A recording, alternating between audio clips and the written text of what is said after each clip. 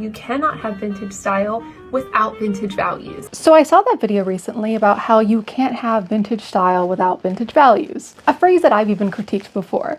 And while I understand the frustration with how vintage style, not values, gets used as a slogan, I want to talk about the argument behind their logic here. The discussion that we keep having behind this is deeply ahistorical, and I really want to analyze it through a Marxist lens. In Marxism, we talk about base and superstructure. Marx wrote that the way we produce material life, our labor, tools, our class relations, determines the kind of society and ideas that grow from it. So when we talk about values, we're not talking about some eternal morality. We're talking about ideas created to defend a specific way of life and the class that benefits from it. So the base is the material reality, the economy, class relations, gendered labor, who owns what and who works. The superstructure is everything built on top. Art, religion, fashion, and yes, values, a very vague term that can mean many things depending on the base. And those vintage values didn't come from thin air or divine goodness. They came from a specific economic and social system that needed to keep order. A lot of these people are often drawn to, let's say, the 1950s. And the reason why the 1950s looked so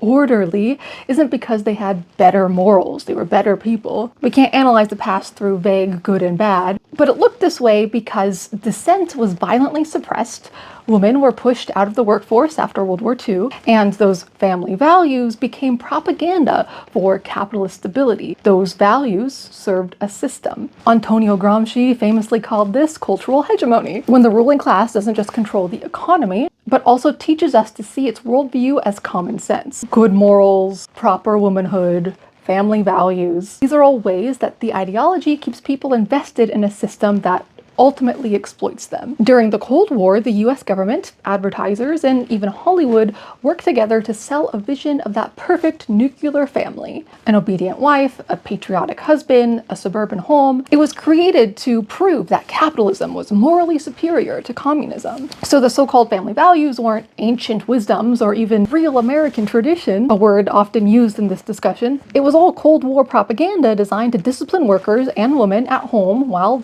justifying empire abroad. And so when I hear people say you can't separate vintage style from vintage values, what I really hear is you must keep the aesthetic obedient to the ruling ideology of the past, that very specific regional created culture of the past. Let's say the 1930s through 50s weren't just housewives and soldiers. They were also labor organizers, communists, anti-fascist women, queer artists, and everyday workers fighting against exploitation. Those people also dressed in the same silhouettes. And so their values probably weren't the kind that we think of when we say vintage values, or that is being defended here. They valued solidarity, anti-fascism, getting rid of exploitation of all kinds. That includes women working as servants. Very specifically, Lenin called for women to be unchained from the kitchens. This is like my mentality behind what I do with my fashion, to reclaim these styles as memory and inspiration, to use aesthetics as a weapon against the ideology that once controlled them. An act of counter-hegemonic appropriation in Gramsci's terms. When I see these new vintage values videos talking about tradition or virtue, what I feel like it's doing is disciplining women through aesthetic and moral guilt. And that's the same logic that fascists and fundamentalists use, where women's appearances represented national or moral order. And here's something deeply uncomfortable. A lot of people today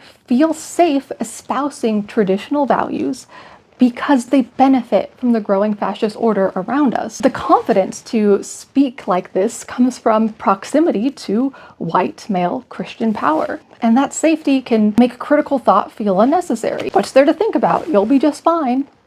Allegedly. And that's how this kind of ideology works. It rewards comfort and punishes awareness. Marxists call this false consciousness, when people identify more with the system that exploits them than with the people it harms. In fascist and neoliberal societies, comfort replaces consciousness. As long as things feel stable, we stop asking who that stability is built on. But if we love history, we should be talking about what we wear and why. What's your personal connection to it? That's never going to be the same for everyone. Maybe the real question isn't whether we can separate vintage style from vintage values, but whose values we're remembering. Do we use our love of the past and its aesthetics to reproduce old hierarchies, or to imagine something new, different, perhaps better? And understanding where it all comes from might be the most radical vintage value there is.